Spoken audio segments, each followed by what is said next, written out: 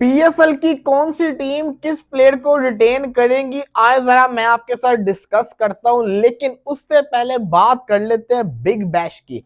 आपको पता ही है कि बिग बैश का आज क्वालिफायर था। बाबर आजम आज फिर से 0 के ऊपर आउट होके चले गए, मतलब कि प्लेऑफ आ गए, लेकिन बाबर का बल्ला नहीं चल रहा। बिग बैश के अंदर फिर से एक और नाकाम इनिंग्स। सिंपल था, 148 का टारगेट था, जो कि इजी टारगेट बाबर आजम के लिहाज से लगता है। अंडर 160 बाबर कंफर्टेबल होता है, लेकिन हमने इस पूरे बिग बैश के अंदर देखा है बाबर आजम कंफर्टेबल नहीं रहा। आज भी पहले ओवर के अंदर स्पिनर के हाथों बाबर आजम आउट होके चले गए, जबकि टीम को जरूरत थी। Sydney sixer versus Perth Scorchers का क्वालिफायर ये मैच था, जो जीतता वो फाइनल में जाता, जो हारेगा उसको क्वालिफायर 2 खेलना पड़ेगा। अब बाबर आजम के पास सिर्फ एक और मैच बचा है, अगर वो हार गए तो कहानी खत्म।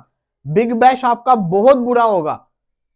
अगर उसके अंदर आपने 70-80 कर दिए तो इसका मतलब है कि बिग बैश आपका एक एवरेज रहेगा। अगर उसके अंदर आपके 70-80 रन मैच विनिंग नॉक में आ गए तो इसका मतलब है कि बिग बैश आपका बड़ा कामयाब रहा। लेकिन ओवरऑल अभी तक देखा जाए तो मैं पर्सनली तौर पे बाबर से बड़ा डिसअपॉइंट हुआ, क्योंकि ये बाबर का 11वां मैच था, 11th मैच, जहां पे स्टीव स्मिथ पहली बॉल पे छक्का मार देता है और वहां पे बाबर क्या कर रहा है।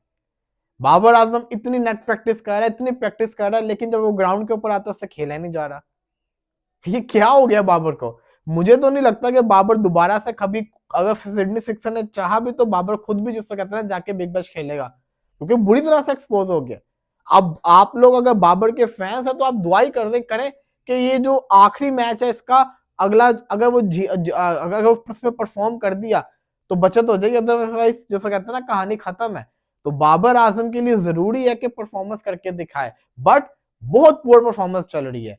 बाबर आजम की टेक्निक्स भी गलत चल रही है, बाबर आजम की मेंटेलिटी भी सही नहीं चल रही। बाबर आजम को समझ नहीं लग रहा मैं करूं तो करूं क्या, करूं तो करूं क्या, उसको समझ नहीं लग रहा। हालांकि जितना इसने क्रिकेट खेली हुई है, कल के बच्चे रन कर रहे हैं, बाबर नहीं रन कर रहा, कल के बॉलर से बाबर आउट हो रहा है। Embarrassing, that is embarrassing. आ जाए जरा पीएसएल के ऊपर। पीएसएल का कौन सा प्लेयर किस फ्रेंचाइज से रिटेन होगा। पीएसएल की रिटेंशन मैं आपको अपनी बताता हूं। अगर मैं बात करूं लाहौर कलंदर की, तो देखिए हर कैटेगरी में से एक एक प्लेयर रिटेन होगा, सारी कैटेगरीज के सारे प्लेयर्स आपके सामने हैं। लाहौर कलंदर प्लेटिनम में से मुझे लगता है कि ना शाहीन शाह अफरीदी को रिटेन करेगी, अपने कप्तान को।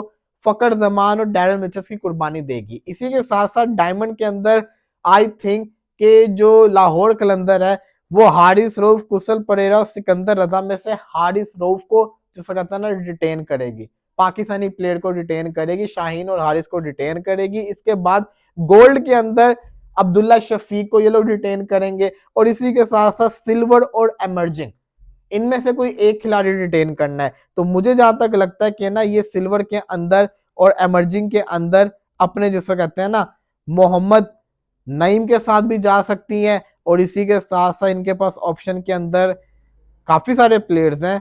लेट्स सी देखते हैं। बल्कि सिल्वर और इमर्जिंग के अंदर तो आपका नईम है ही नहीं ना, वो तो आपका सप्लीमेंट्री के अंदर था।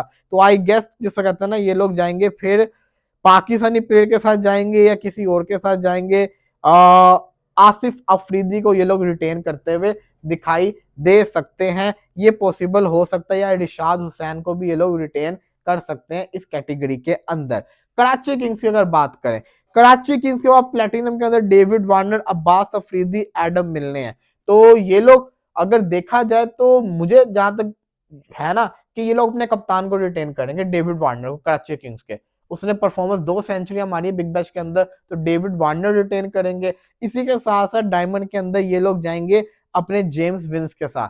देखिए बड़े प्लेयर हैं दो, इनके बड़े परफॉर्मेंस करके दिखाई हुई है।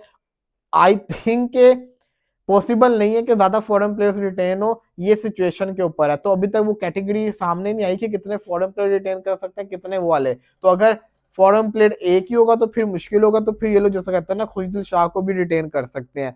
गोल्ड के अंदर ये लोग इरफान खान न्याजी को रिटेन करेंगे, और सिल्वर और एमर्जिंग में से मुझे लगता है कि ये लोग जैसा कहते हैं ना टिम साइफर्ड को रिटेन नहीं करेंगे, क्योंकि वो तो सोल्ड हो चुका हुआ है। इसी के साथ साथ ये लोग अपने मीर हमजा को रिटेन कर सकते हैं। कोयटा ग्लैडिएटर के ऊपर आ जाए, कोयटा अपने प्लेटिनम में से किसको रिटेन करेगी, फहीम अशरफ को रिटेन करेगी या मार्क चैपमैन को।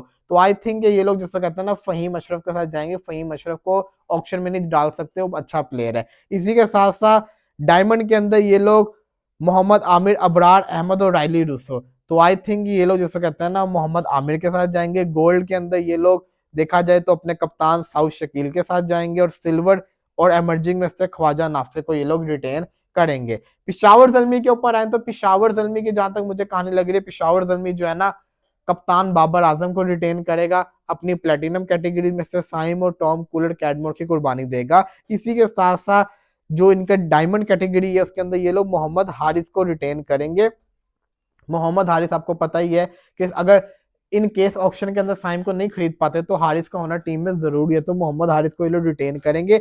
इसी के साथ साथ फिर गोल्ड के अंदर ये लोग इनके पास अब्दुल समद है, हुसैन तलत है, तो मेरे ख्याल से ये लोग अब्दुल समद के साथ जाएंगे। और इसी के साथ साथ सिल्वर और इमर्जिंग में से आई बिलीव कि ये लोग अली रजा या जिसको कहते हैं ना एक इनके पास मास सदाकत है, तो मुझे लगता है कि ना ये लोग मास सदाकत को रिटेन करेंगे। अली रजा को ऑक्शन के अंदर, साइम अयूब को ऑक्शन के अंदर पिक करने की कोशिश करेंगे। इसी के साथ साथ मुल्तान सुल्तान जो है ना वो कौन सा ऑनर लेगा ये तो वक्त ही बताएगा, लेकिन फिलहाल के लिहाज से रिजवान उस टीम का पार्ट नहीं रहा हुआ क्योंकि रिजाइन आ गया हुआ था ना। तो मुझे लगता है इनकी जो रिटेंशन होगी वो होगी इफ्तिकार अहमद की, माइकल ब्रेसफेल की, इसी के साथ साथ आकिफ जावेद होगा और उबैद शाह, इसको ये लोग रिटेन करेंगे। इस्लामाबाद यूनाइटेड, इस्लामाबाद यूनाइटेड किस प्लेयर को रिटेन करेगी? इस्लामाबाद यूनाइटेड शादाब खान अपने कप्तान को रिटेन करेगी, नसीम शाह को ऑप्शन में जाने देगी। इसी के साथ साथ आजम खान को अपने डायमंड के अंदर रिटेन करेगी।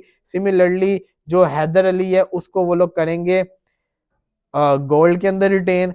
इसी के साथ साथ क्योंकि बेन डिवॉरियस भी अवेलेबल नहीं होना, फिर जिसे कहता है ना आगा भी नहीं अवेलेबल होना, सलमान इरशाद भी हो गया। इसी के साथ साथ सिल्वर और इमर्जिंग में से आई बिलीव कि ये लोग जिसको कहते हैं ना मोहम्मद नवाज को रिटेन करेंगे। और मेरे ख्याल से मोहम्मद नवाज जो है ना वो ऑक्शन में जाना ज्यादा बेहतर समझेगा क्योंकि उसको वो प्लेयर इन फॉर्म है और उसकी डिमांड बड़ी ज्यादा हो सकती है। तो ये अभी तक की 6 टीमों की मैंने आपको रिटेंशन बताई है। और अगर अगर पीएसएल के अगर देखा जाए ये रिटेंशन होती है, अगर साइम नहीं पिशावर ले पाए क्योंकि पैसा तो लगेगा साइम के ऊपर, तो फिर होगा बताऊं क्या, वो किसी नई टीम के पास जाएगा। सिमिलरली काफी सारे ऐसे प्लेयर्स हैं, सिकंदर रजा हो गया, इसी के साथ साथ आपका इमाद वसीम हो गया, वो कहते हैं एक से भरकर एक आपके प्लेयर्स हैं जो कि ऑक्शन में जाएंगे, तो कोई भी टीम उनको पिक कर सकती है। वो जो 2 टीमें बैठी हुई हैं उनको जो पूल मिलेगा उसमें से वो 4-4 प्लेयर्स को उठा सकते हैं और अपनी टीम बना सकते हैं। तो एनीथिंग कैन पॉसिबल। तो लेट्स सी देखते हैं क्या बनता है। फिलहाल के लिहाज से